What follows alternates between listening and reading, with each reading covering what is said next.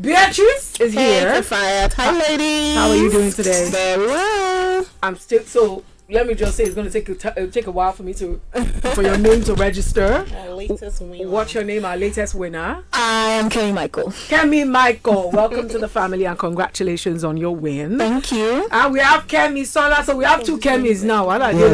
So Kemi Michael and Kemi Sola. Kemi Sola, how are you doing? I'm doing good. Count down to 50. So she gonna be 50 next week. Next week Wednesday. I can't wait. We are counting down. We are gonna celebrate and have a good time. Yes. So happy birthday in advance. Thank you, my darling. And we have none other than Dolly Davis. She went on holiday and I saw all her pictures on her video pressing our neck. It's all right. have to. I don't have a choice. You look refreshed and relaxed and well rested. How was your holiday? Thank you so much. It was so nice. Oh my gosh, I'm so jealous. I'm trying to make you jealous, actually. It's working. Great. It's working. It's good to have you here. Thank Welcome you so back. much. Happy to be here. Fantastic. So today, my name is 𝐿𝐸𝐸, in case you don't know. So today we're going to be talking about something interesting. There was a story that I saw on social media. But if you want to join the conversation, you can send messages to the WhatsApp number 0817-313-6193, or you can call 0700-923-923-923. So again, there's a post that I saw on social media about a girl. I didn't read the entire story, but the first page that I read kind of, inspired the conversation that we're about to have. And the lady was saying she was feeling very uncomfortable about how her teacher was behaving towards her and treating her. He was being inappropriate in so many ways, and that she needed help on how to handle it. And I'm like, oh, so this is going to be a great conversation, because I can bet like 80% of women have gone through harassment at some point in their lives, at least, either in school, at work, in church, in mosque, anywhere. In the house as well, where someone in a position of authority keeps using that to try to force you to do something that you really don't want to do. And they lord that over your head and try to force you to do it, and use something, again, like if you have a lecturer, obviously he'll use your grades against you. Like, if you do not sleep with me, then you will fail my course, and you will keep having carryover, an extra year and extra year and extra year. You have a boss at work who's just going to frustrate your life and try to force you to sleep with him, or else it's going to make life hell, the workplace. Maybe wants to grab a feel, or maybe wants to cop a feel or do something. And because he's in a position of power, he's trying to get you to, bend to his will. If you have, the religious houses where you have somebody, position of power, like a pastor or an imam, that tries to force you to do something that you don't want to do. How, as women, would we handle situations like that? We've all gone through it, right? And there are people who are currently going through it right now and don't have any idea on how to deal with it. Like, they don't know. There are some girls in school who have had probably extra year, another extra year, because she doesn't know. We saw the Sex for Grades, documentary and expose now, and what's been happening, right? Like, how do you deal with it? Has it ever happened to you? So I'm not just speaking to the people in the studio now, I'm also speaking to people outside. If it's something you're currently dealing with, if it's something that has happened to you in your life as a woman, how were you able to deal with it successfully? So I'm going to start and open the floor. All these women are just very beautiful, but let me start with Doyin. Has it ever happened to you? Actually, no, not personally, to be honest, but I've heard a lot of people that it has happened to, and it's a very sensitive topic. I'm actually trying to think about, the best way to approach it, because if you have somebody that, is in a position of authority, it's very difficult to navigate that type of situation. I would say set them up. For me, find a way to get a camera, record the thing, because word of mouth is never enough. So if you can find a way to set, whether it's your father at home or is your uncle or is just play along, set them up, release the tape. That's the only way you can really, I think, honestly. Releasing the tape stuff, does it really work? Don't you think the other, if it's in a university now, the way they say lecturers and all these people always have each other's back, and maybe you might offend That's them. why we have social media. I don't even think people understand the power of social media. If you take it to the lecturer's boss and they try to cover the lecturer up, then you put it out on social media and tag as many celebrities as you can, tag as many people that have some sort of following that can help you repost and get the news out there. That's the only way. because the truth is, whoever is like the lecturer's boss or whatever, they will try to cover him up. Yeah. That's just how it works. And so I think university has been made easy, but in a workplace, it's a totally different ball game, because it's a private company. If you're working for a private company, they have the prerogative to fire you, especially if the person has hiring and firing power in that company. True. They can let you go if you decide to do, anyhow. But I mean, you shouldn't even want to stay in that company anyway. So Well, you should don't have a choice. Well, When there are you don't certain have a situations. choice. There are certain situations you find yourself that you just have to say, you know what, I'm just going to. If I'm going to lose this job, then I'll lose it. Because there's nothing you can do. If you stay there, they'll keep doing it. You keep getting frustrated. So It's easier said than done. If you have family to feed and you have responsibilities on your neck, and probably you've been looking for a job for years, and you finally get that job, and somebody is trying to make life hell for you because he wants you to sleep with him, how do you do that? Because there's so many things to put into consideration. But let me get to Kemisola. My body is too expensive. I'm not fine, no, but I can't trade my body for what? For somebody's job, for a salary at the end of the month. Yeah. I mean, I'm an ex-banker. It used to make me laugh hearing about women who were trading their bodies for marketing, bringing in money into the bank. And I'll be like, money will not be your. To say now you go get the 100 million where you carry come, or the 2 billion where you carry come, for makes sense. But money will be, say, at best will help you meet your target, and maybe might put you on a fast track to a promotion. Nah, it's not worth it. It's not worth it. So yes, I get that, country hard. It's difficult to get a job. But sometimes you have to put your foot down and be like, if these are the two options, my integrity or the job, what am I going to do? But in my own case, I mean, I've experienced it. I had a boss who was, I've had, like you said, if the person is in a position of power and has hiring and firing powers, I've had a human resource person grind his groin against my butt. Ouch. Please work. don't say that. You said what? Yes, Ew. absolutely. I mean, I was standing at a table and he came up behind me. There were. I feel like my reflex would have kicked in. I would have slapped the shit out of him. I would have slapped him. It was a very speedy thing. I mean, I just felt it. I was like, before I could say, worry, he was gone. And I looked, I was like, who was that? The head of human resources. Oh, yes. And there I was. I mean, I think that was probably my first year of work, maybe my first 2-3 months of work in that organization, a fresh corper, a fresh ex-corper, right? Goodness. So what did I do? I just avoided him at all costs. Fast forward to a few months after that, my head of department was all over. I mean, there was a day I went into the joint restroom and saw him there. He was washing his hands. He was about to come out. And he actually tried to back me into a corner. Like M&B teens. I was like, Oga. I mean, it was ridiculous. So we were playing this tug of war kind of thing. And I had to slide in under his arm. Oh, my God. And I rushed into the restroom and locked the door. And I didn't come out until he had gone. Oh my goodness. So, I mean, these things happen. There was even a time that he had left that organization to go to another organization, and I needed a favor from him on behalf of my friend who had gotten into trouble, who was his junior colleague, had gotten into trouble, had been on suspension. Yeah. So when I was going to see my Oga, I took my younger brother, and I told him, under no circumstances should you leave me alone with that man. He's a very funny so-and-so.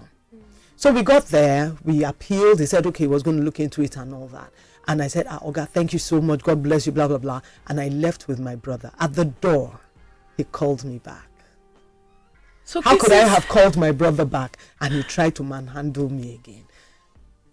So I think in your situation, you were not working directly. In this last situation, I was not working directly with him. Sibe, like my people say, Papa still.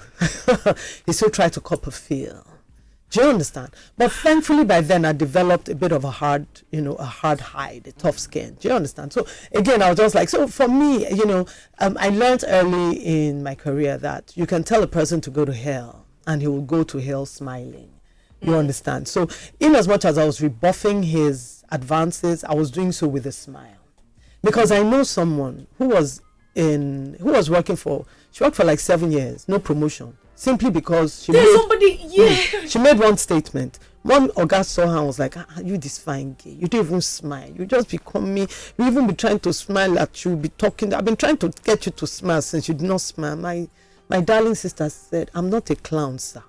Oh. And that was it. 7 years, no promotion. The people she trained were promoted to her level and over her. Oh my goodness. Wow. So these are, so for me, and again, I've got 2 girls. I've had to warn my daughters about certain people around us who are in positions of authority, who are elders, and who have tendencies to have their hands stray. So you're greeting someone, the Yoruba greeting, you're on your knees, daddy, wa. And they're hugging you, and their hand is going towards your butt. So I warned my daughters. I warned my first daughter. And then the other one, who is 12 now, as at that time she was 10.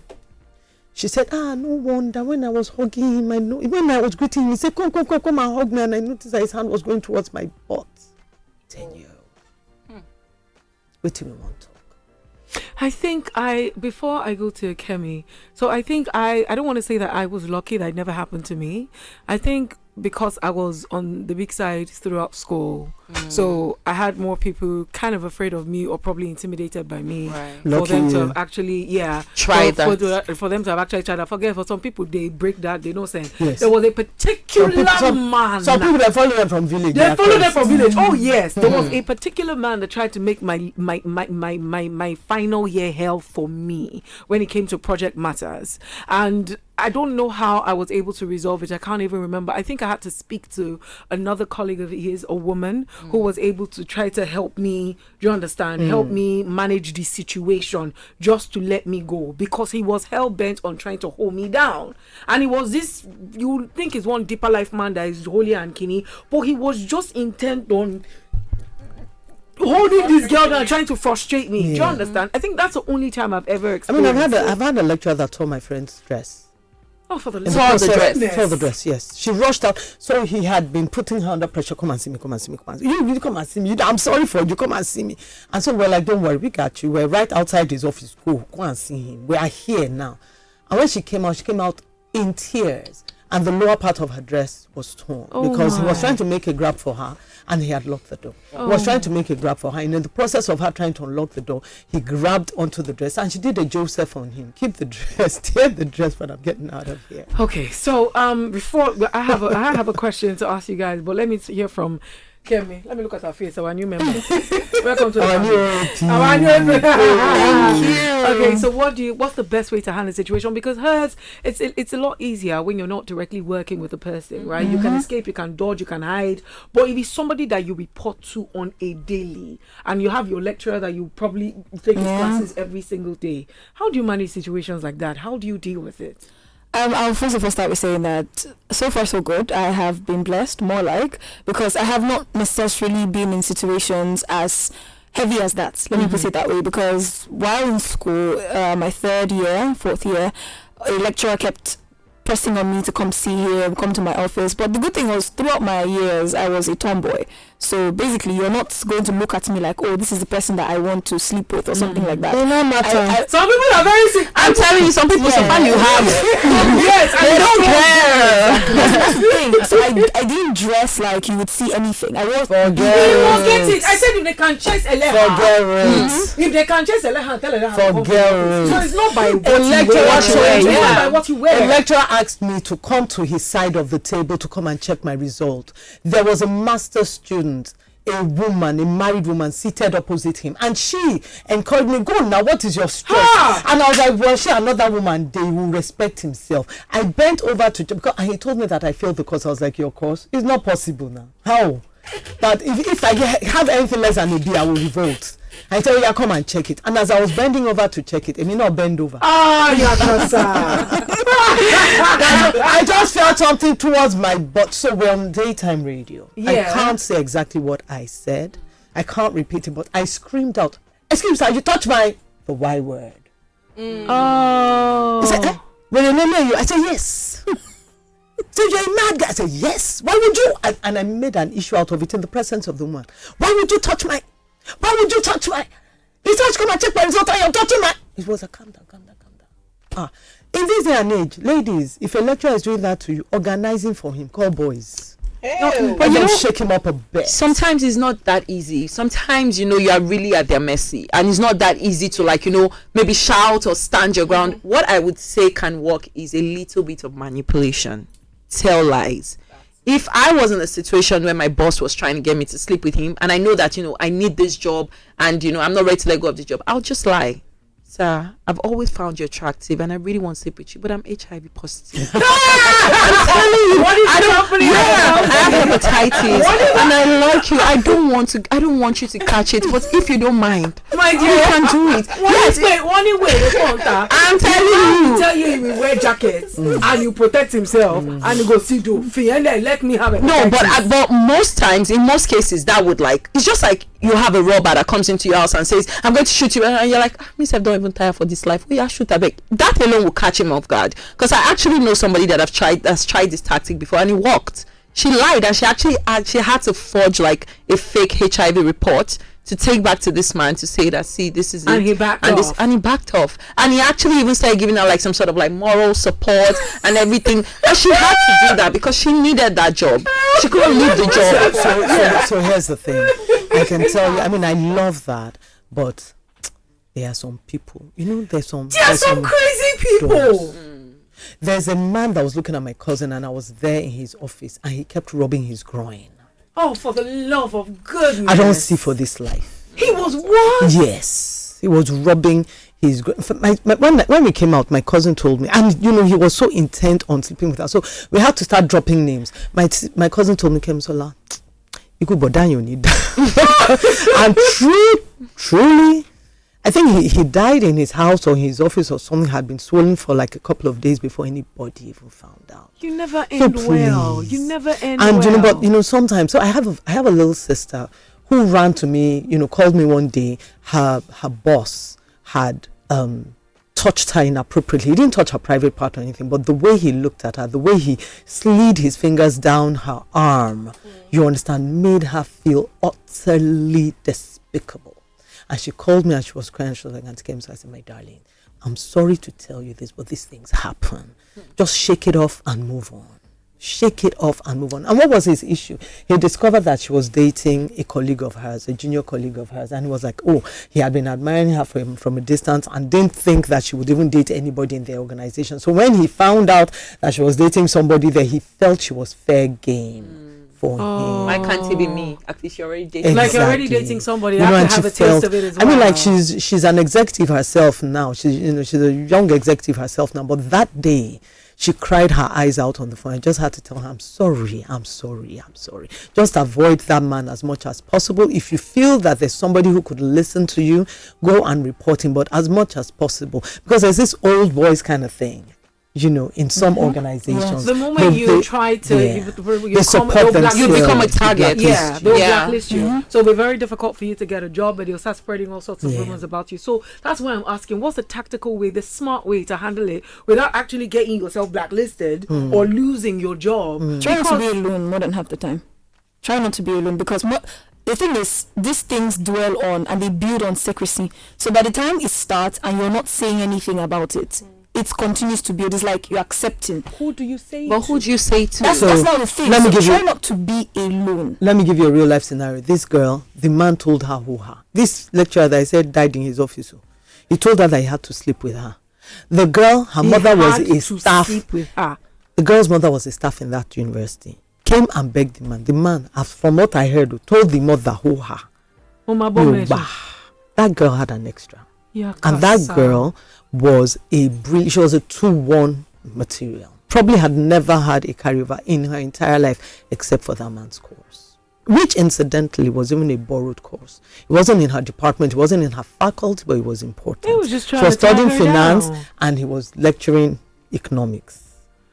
She had an extra. It was when I was asking, how this girl go get extra? That was when the gist came out. Beatrice. So first of all, my heart really goes out to people who have experienced this sort of things. It was really hard to hear some of the stories. I wouldn't say that I've exactly experienced this before. I think mine was when I had left that workplace, and the first one was after service. NYSC, and then one of the coordinators called me to say that he liked me, he wants me to meet him at such and such place. But this man was so mean to me during service. I mean, he was one of our bosses and things like that. He would fault me for things that I didn't do. It was just a like picking on you, on me, only to not tell me after service that you like me to meet you up at somewhere. No, I can slap. You know, and at another place was a workplace. Again, you know, the boss said to me that he liked me after I had resigned from the place. And I think other little bits and pieces of scenarios like that would be maybe not people of authority per se, but people that, you know, you needed their service or they play some sort of important role in your life. Like maybe someone who was assigned to me as a driver at somewhere where I worked, right? And he would want to play all these little plays that I was not interested in. One time he said to me that he found me attractive, and I told him never in his life to say that to me again. Guess what? The following day he stopped speaking to me. He wouldn't respond to my greeting, and he went to report me to one of the bosses to say that I was badly behaved because I said to you, please do not say, I mean, he said some words that I really cannot say, but like, don't use those words on me. Don't like say that you see me that way, right? So yeah, these things can happen where, you know, someone that you need to, for example, maybe someone I needed to curry a favor from, someone I needed to refer me to something, maybe a job or something, would make obnoxious remarks, and I'll have to like smile and just go along and try to manipulate just so I could get that favor from them. And like him said, you can tell someone to kick rocks and still like be smiling at them. So I have to do some of those things. So it's really hard. It's tough out here as a woman to have to go through those things every single day. Yeah. I feel like we're talking about like people in position of authority, but these things even happen in the house. Like there are people that is their father that is like tormenting them in the house, trying to sleep with. There's so many girls that their uncle, their cousins, their father, you know, is touching them at home, and they have nobody. Some people have even told their mothers or their sisters, and their mom will say, that's your dad. You know, there are actually mothers that would cover up their husbands against their children. And but in that situation, how would that girl handle it? Because you can't run away from the house. You're a child.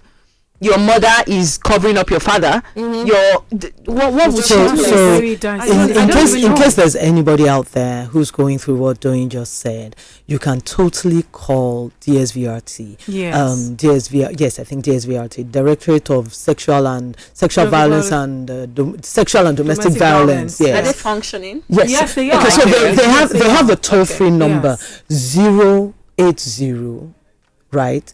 0800 800 801. It's a toll-free number. So I teach teenagers that if somebody has been molesting you and is telling you, if you tell anybody you tell them, bros, now you go because of a number 0800 800 801. So it's a toll-free number. What that means is if you call, your credits don't reduce; they bear the cost of it. So don't be afraid. Yeah. So there was a man who was sleeping with his 14-year-old maid, who was also in school. Thankfully, the principal of the school found out, right? And they reported to DSVRT. A week after, so they picked this man up. They did the preliminary investigations. Picked him up. Within a week, he was in prison because they have their own court, they have their own lawyers, they have their own everything. Within a week, he was in prison. One of the major problems that they say that you have is people don't speak up. Yeah. They don't come forward. So I've given the number. A lot of people 0800 800 800. No, we won't give out more details because there's so many other bodies who actually help in this. We've had a couple of people on, you know, some shows before coming up and speaking up about it. Because again, if you're in the workplace and a boss of yours is doing that to you, you will think reporting to a superior would actually help. It never does. They would always back each other up. It never does. I know where it has happened before. Let me give this example. I know a company where it has happened before, where this guy is a known 𝐒𝐭𝐴 human being, chasing all the women in skirts, and girls have actually gone on social media to actually talk about this guy. He has been reported severally. Nothing was done. So I've experienced something like that, and my boss, even though he was a junior to the man who was putting me under pressure, right, stood by me. He couldn't do anything overtly, but he stood by me. Because this man reported me to my boss, and I was like, it was while I was serving that. This Kemisola, she's a naughty girl.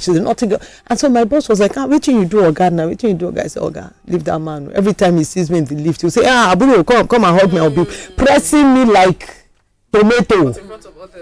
You understand? So I began to avoid him. I'm Abu, come here, come and hug me. I'll be like from a distance. Incidentally, this man was the father of my younger sister's friend.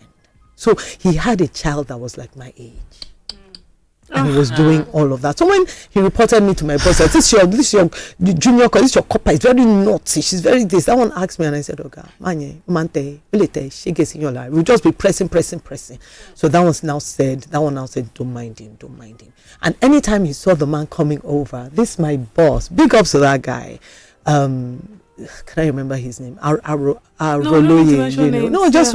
In case he's listening, he would come and stand by me to make sure that man could not harass me. He couldn't speak out openly, but he did what he could. I mean, you wanted to say something. There's also, like, I don't know if you guys heard this thing that Very Dark Man was talking about very recently. There's this pastor.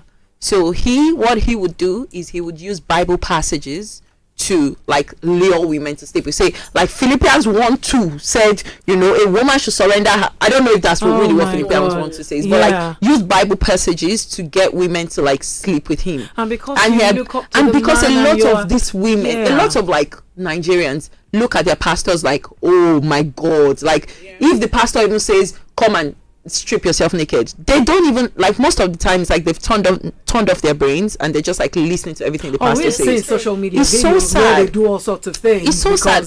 But I think that Nigeria as a whole, the government needs to start doing something about people that are reported for this type of things. If they make a very good example of somebody that has done this, then other people would be like, okay, I shouldn't do this. Not jail them, castrate them. No! Yes! It's happening. Yes. What's the country again? Louisiana. Yes. They're now. Castrate men. I castrate them. So That's I always the best. say to myself that thank God I'm doing what I'm doing, because if I was a judge, if by mistake I become a judge, he's going.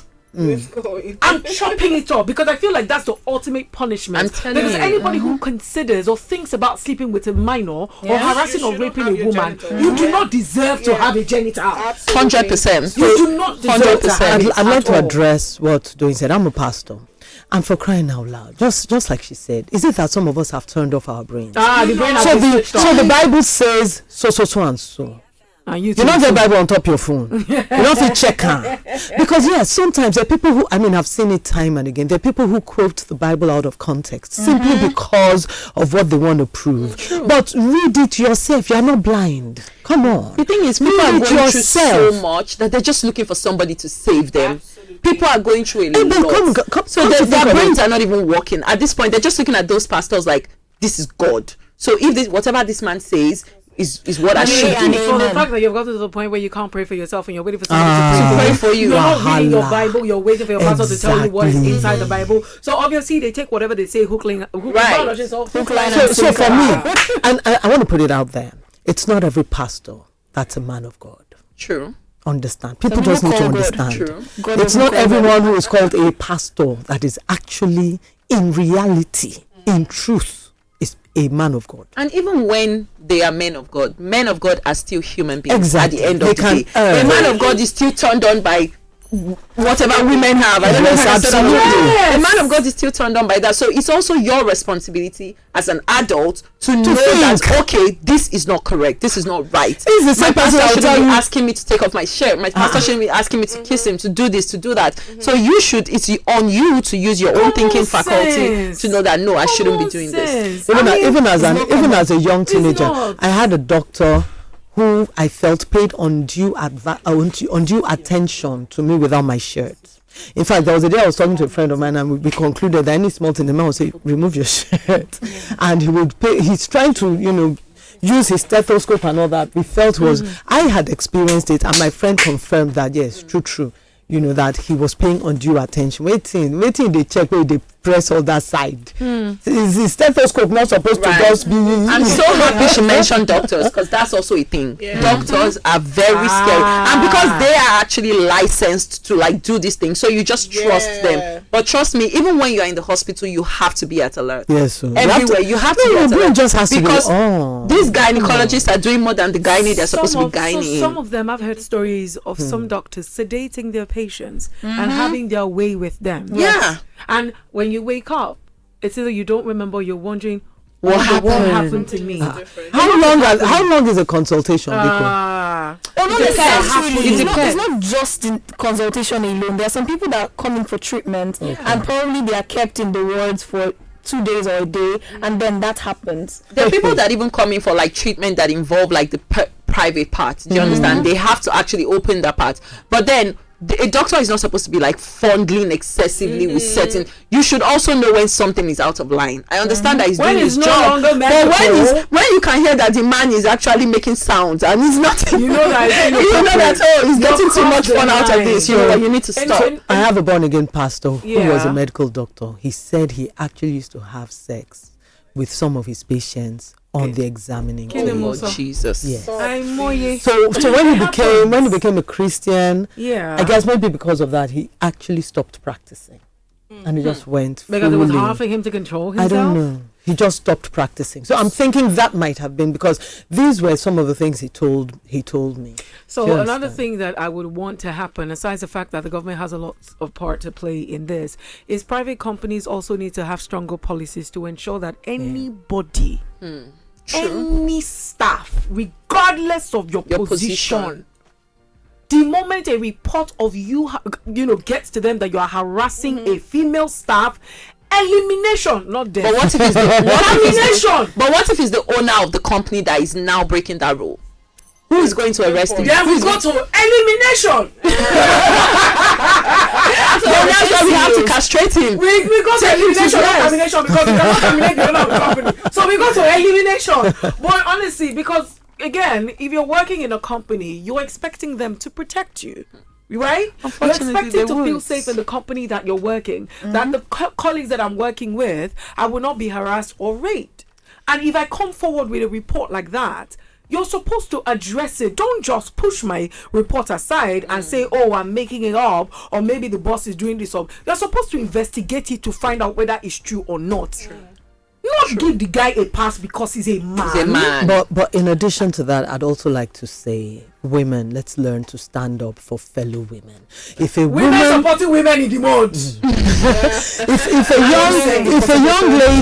if a lady in an organization comes and reports to a higher level lady that look at what I've gone through, you should be able to back that younger lady up. Do you know what? Lady will say, I went through it myself. Toughen up. Right. Yeah. Deal with it. So help her deal with it. So that, here's the thing, so that your daughter doesn't have to deal with it. We have a message here, and this one says, what about white garment prophets that bathe women naked at rivers in quest to solve their problem? They bathe women naked to solve their problem. So they'll strip you naked. You go to the river like you want to baptize you. The problem in Nigeria is too much. That's justice. People are looking for solution everywhere. It's so sad. But you know what I would say? As a woman, one thing you should know is this: you are never too safe. That's one thing. It's so sad. It's sad that we always have to look over our shoulders, but you need to be aware of that. You need to learn some self-defense, techniques. I always have a pepper spray with me, a bottle of pepper spray with me everywhere I go. Pepper spray, whatever you can. Pocket knife. Yes. Trust me, sometimes violence is a solution. Sometimes you have to stand for it. It's called self-defense. You have to stand up for yourself. So again, when I was in secondary school, I started bouncing, and I think that has stayed with me for a long time. Like, I walk like a guy because I was forced to do that so I don't get harassed, especially at night. So at night, my walking, I intensify how I walk, like it becomes more masculine. And because I was big, I used to do that too. No, I go punch you for bust your brain, that kind of thing. Because it's so sad that women have to constantly go through this.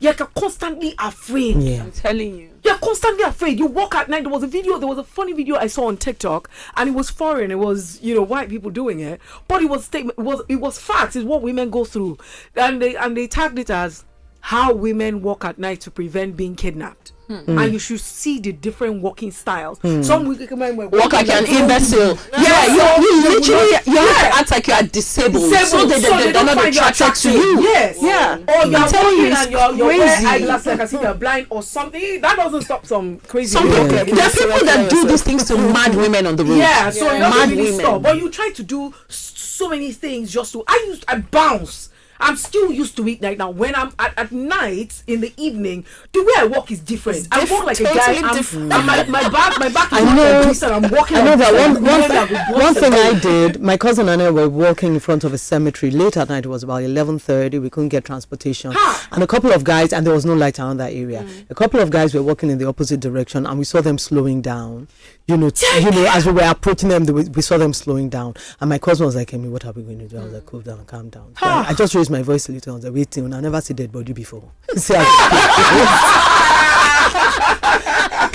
I mean, the fact that you always have to watch your back. Somebody is walking behind you. I'm stopping. Like it's just second nature to me right now. I'm walking and I notice that somebody is refusing to walk past me. And you think you can slow down? Yeah, let's slow down together. Let all of us stop. Let all of us stop.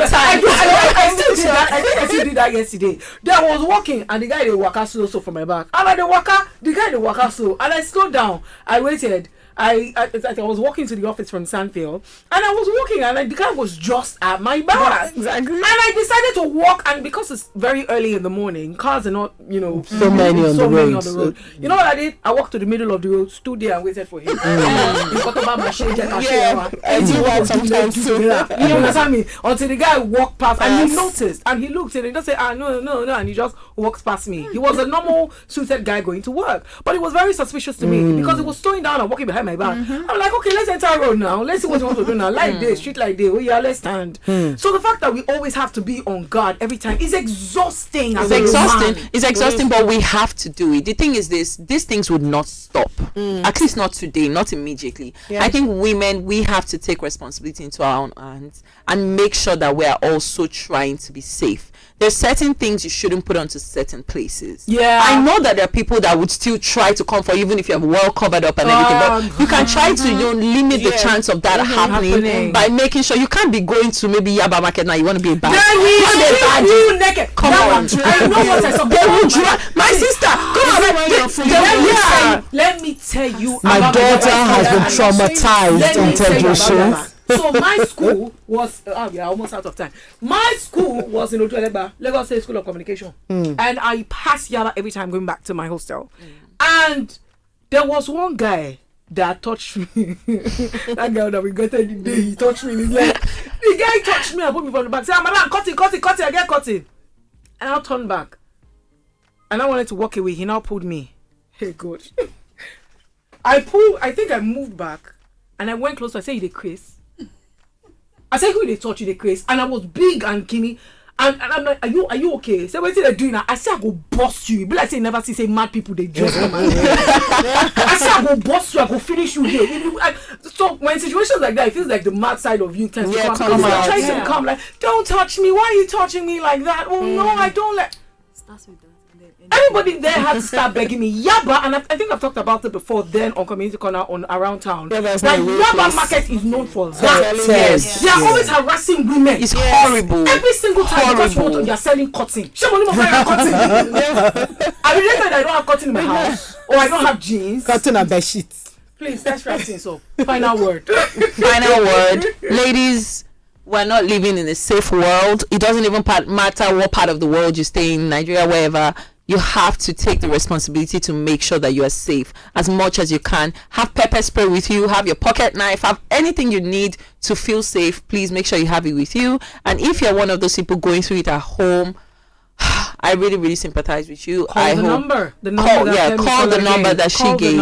Yeah. So that number is very easy to remember. 0800 800 801. So that's 800 in 3 places, and then it starts with a 0 and it ends with a 1. And again, it's a toll-free number. So this goes out to anybody, whether you're male or female, because I do know that young men too are being harassed. I remember a young male colleague of mine who said a particular prospect of his was, like seconds. All over him and all that. So please report. Kemi. Women help other women. Truthfully, you might feel like, oh, you're the only one going through it, but also share. As a female, make sure to help and make sure to share. Beatrice, we hardly heard your voice. I only just hope and wish that women will find, we'll see a day where women no longer have to feel unsafe in the world. Amen. What a day that will be. What a day that will be. Well, ladies, be on guard, be safe, I pray that you're going and coming, God will protect you. That's all I can say. At the workplace, try to have a confident somebody that you can share and open up to. It's always better to speak up. Yes. Do not hold it. Do not keep it. Do not keep quiet. It doesn't solve anything. Please speak up, and we will end that conversation today. Thank you all so much. Where can they find you on social media, Doyin? Official Doyin _ on Instagram, Twitter, and Snapchat. All right. Kemisola. Hey, Kemisola. We have hey, Kemisola. We have another Kemi, but I don't know your handle. So what's your handle? At @Kemi_Michael. At Kemi_Michael. And Beatrice? Beatrice Inem on Twitter and Instagram. And I am official Kafayat on Instagram, Kafayat3 on Twitter, and Kathy Bax on TikTok. Money TikTok. Wonderful. Wow. English in the next Friday, guys. Have a fantastic weekend. Ladies, bye. Bye. Did you enjoy this video? Hit the subscribe button for more. Leave a comment and like. Thank you.